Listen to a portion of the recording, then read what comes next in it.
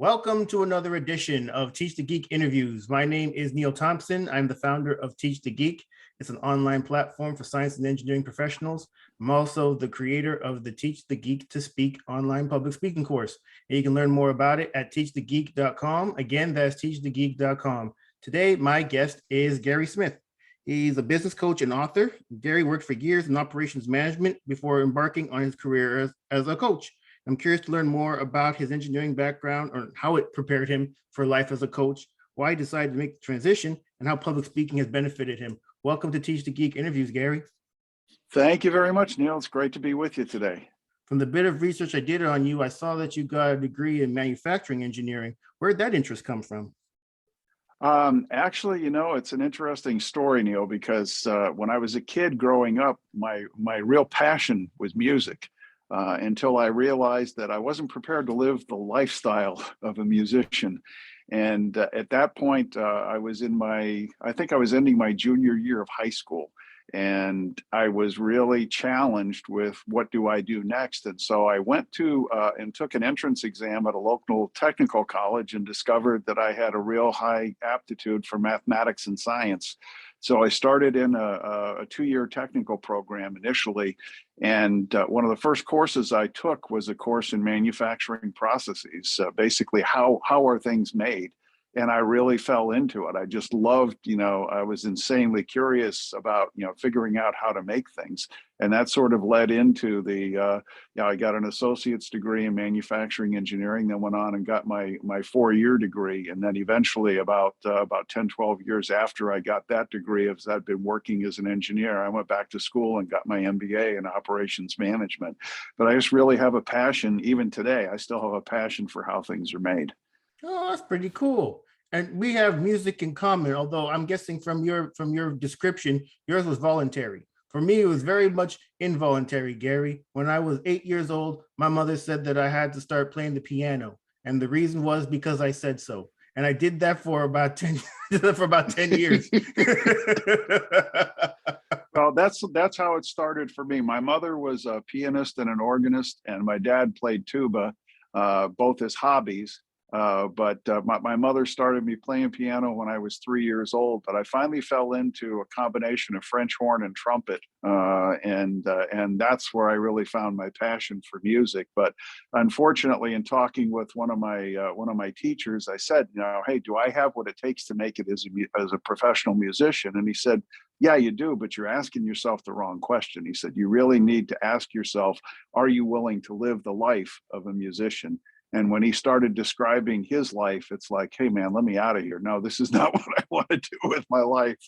Yeah, I get the sense that there's a lot of uncertainty with being a musician, not nearly as much, I guess, certainty as being an engineer. You go to a job, you do it for however long, and then you go home and then you come back and do it the next day. I'm guessing musicianship isn't the same.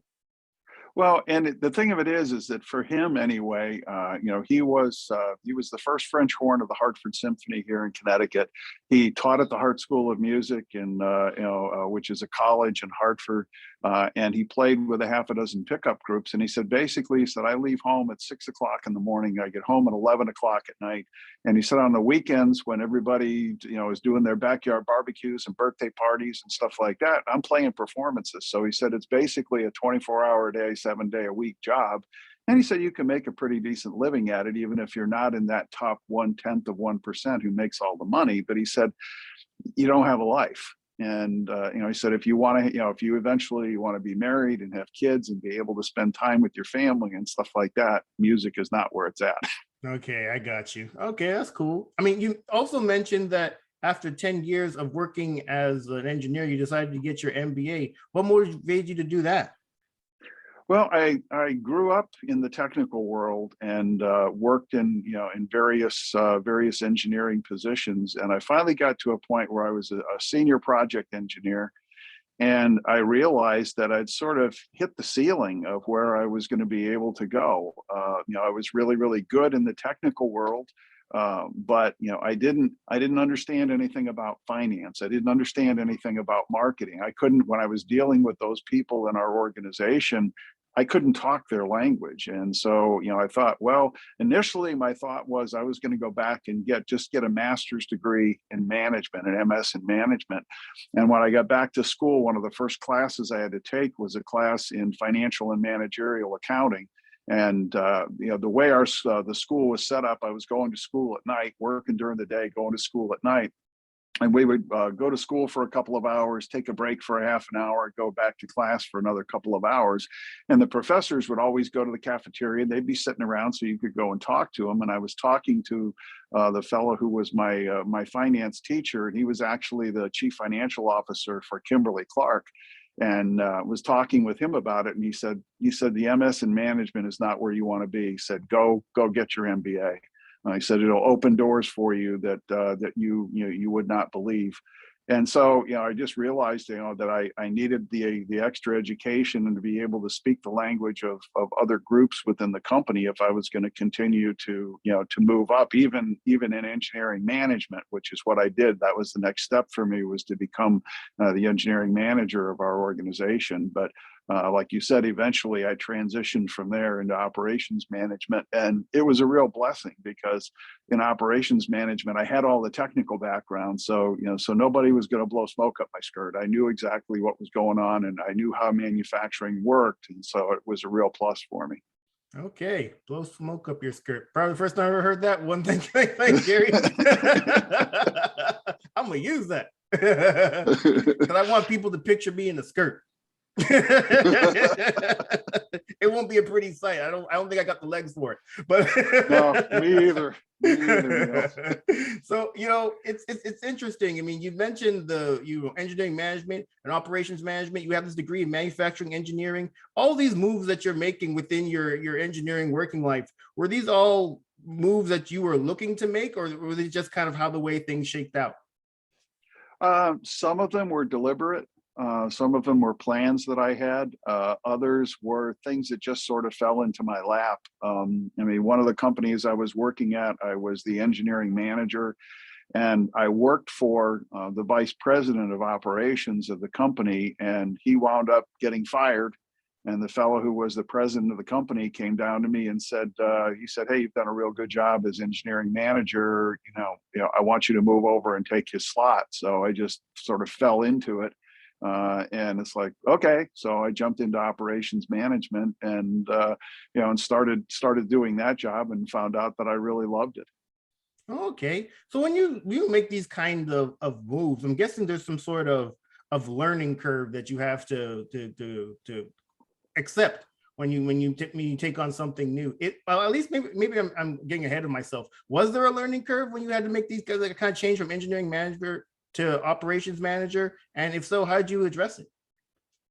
Yeah, I think there are changes because when you're in engineering management, you're primarily dealing with technical people. So the way you go about communicating with them is different than when you're in operations management. Because when you're in operations management, you're dealing with,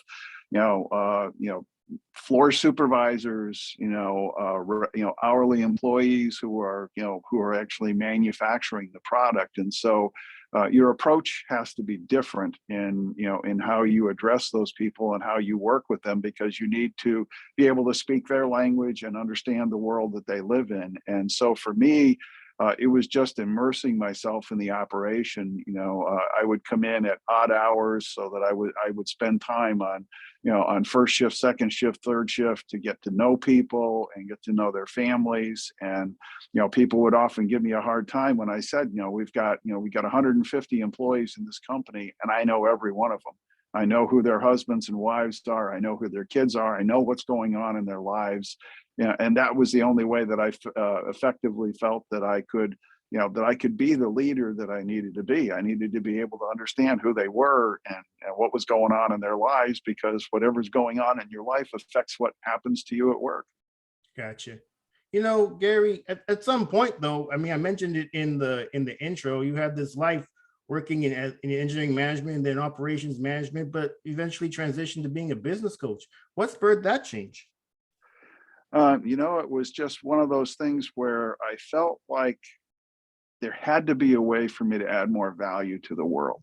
and to increase my sphere of influence. I mean, I was doing well within the company where I was working, but it just didn't feel fulfilling anymore. I really wanted to be able to add value on a much larger scale. And so it was in 1998, I took the plunge and started my own business. And it's been, this coming June will be 24 years that I've been on my own. And I still keep my toe in the manufacturing area.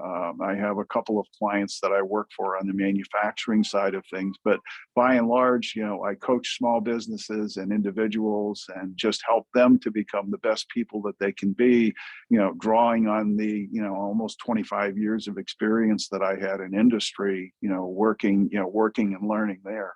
So the clients that you have, what kind of problems do they come to you to help them solve?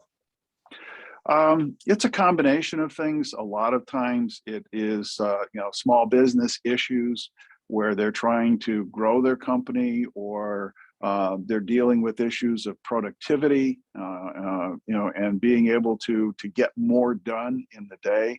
That's one of my core specialties, Neil, is doing the productivity and effectiveness and efficiency route of things, because so much. I grew up in the manufacturing world, and in manufacturing, what I sort of considered to be manufacturing 101, as far as how you flow a process out and how things work.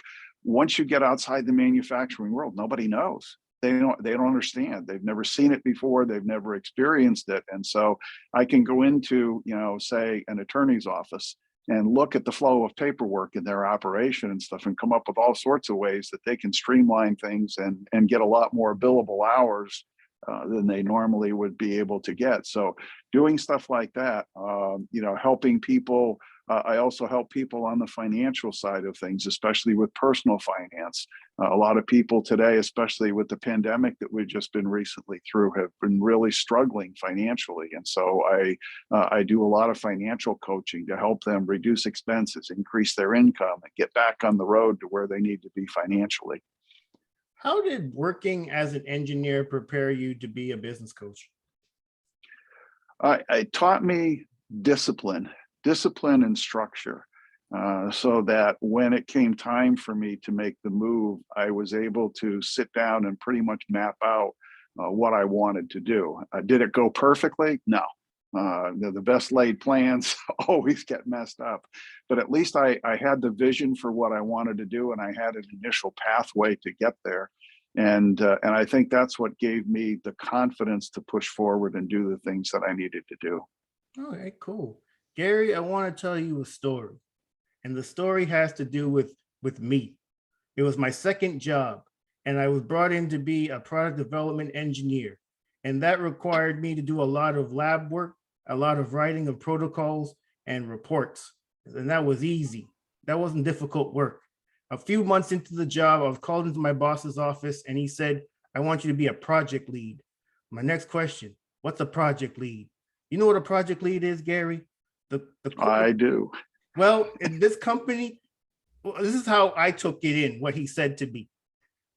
This company is too cheap to hire project managers, and we're going to push that responsibility onto the product development engineers. And one of those responsibilities is giving presentations in front of senior management on project status every month. So I started having to do these presentations in front of management. And those first few presentations, Gary, were absolutely horrendous. I didn't know it was possible to sweat that profusely from one's body. It was gross. It was like I just came out the shower. I was just dripping everywhere. And it was like that for the first few presentations. Luckily, I got better at it over time, I guess, because I saw that I had to do this every month, and I didn't want to be a sweaty mess every time I had to give these presentations. But I'm curious, Gary, were you ever a sweaty mess when it came to presentations? Or is it something that you were always good at? And if you weren't always good at it, what did you do to get better at it? Yeah, I was the sweaty mess, just like you, Neil. In fact, I still to this day joke with people that one of the reasons I became an engineer is because I hate people. Put me, give me a job to do with a machine or a process or something like that, and I'm fine, because machines don't argue with me, processes don't push back.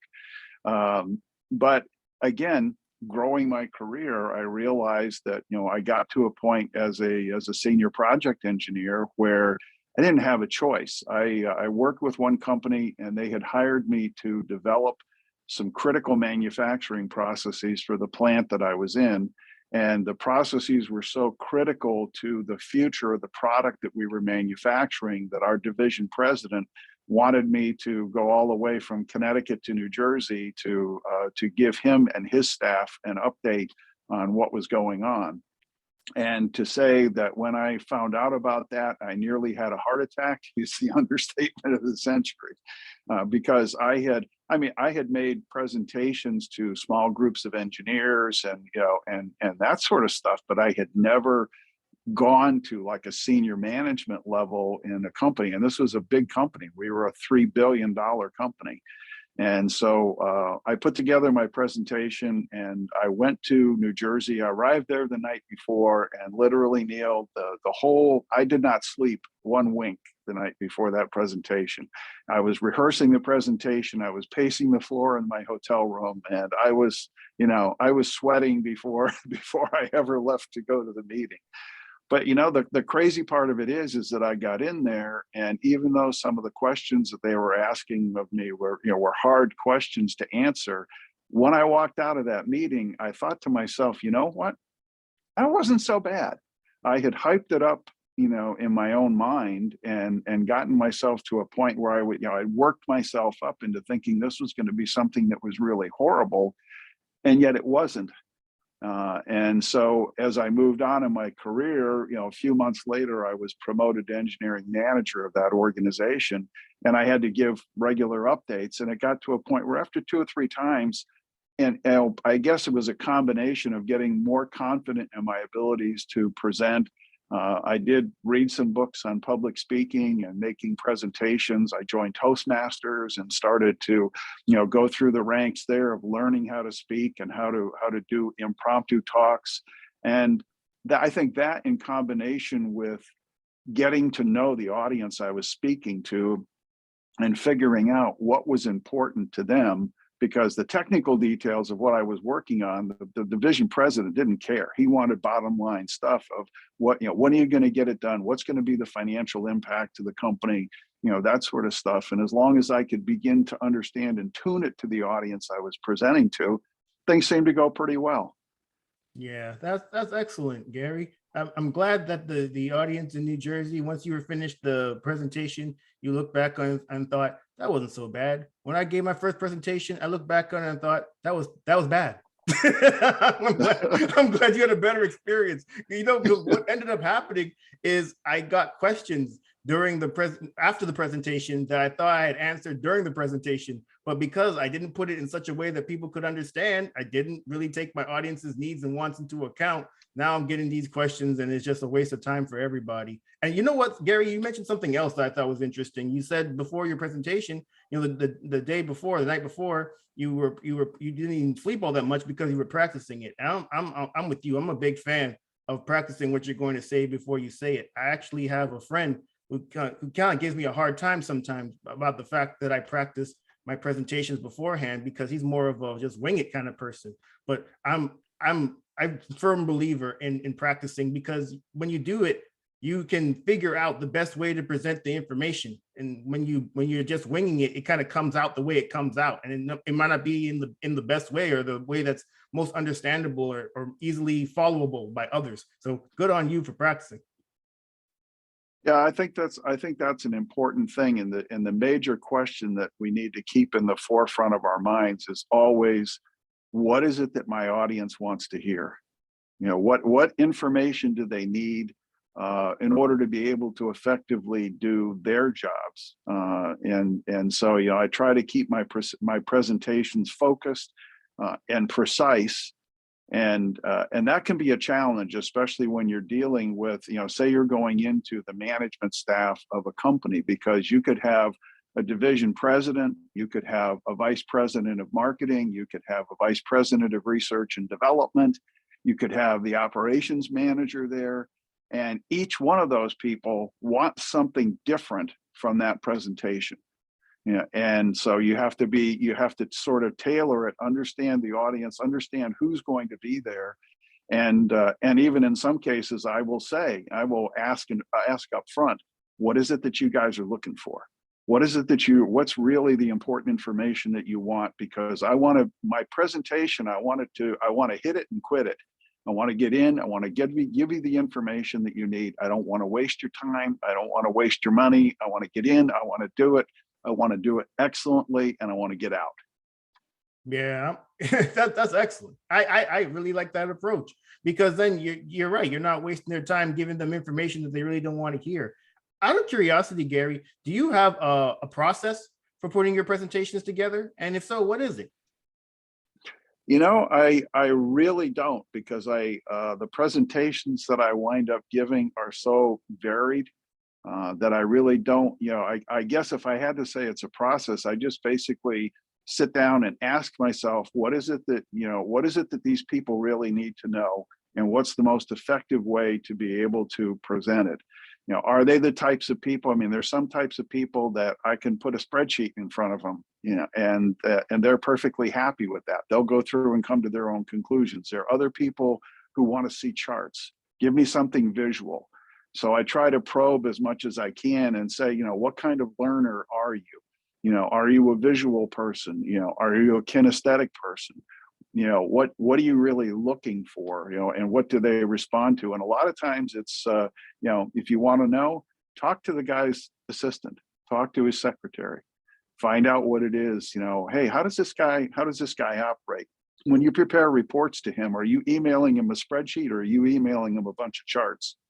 And then I tailor myself to those kinds of things. So it's really focused on what is it that you need, and how do you best receive the information that's being presented. As an example, if I have a division president and I know that the guy's an engineer, he started out as an engineer, I can look at it and say, okay, on the one hand, because he's a division president and his time is valuable, he may be a very bottom line person, but because he's an engineer, he's also curious about the technical details. So how do I filter those things together in an appropriate combination that gives him the comfort level that I know what I'm doing technically, but gets to the bottom line quickly? So those are the kinds of things I try to keep in my mind as I'm putting a presentation together. I really like your idea of going to the management person's administrative assistant and gaining knowledge from them as to what their boss likes in their presentations. I think that's really smart. It's actually something that I advise people to do as well, if at all possible, because oftentimes you're not going to be able to get in touch with the management person because they're busy, but you can get to their admin, and their admin can very well tell you, because they know that person so well. Yeah, put this in there. This other stuff. Yeah, don't put that in there. They don't care about that. That's smart. So another question I have has to do with being nervous before presentations. Gary, do you ever get nervous before presentations? And if so, how do you deal with your nerves? I used to.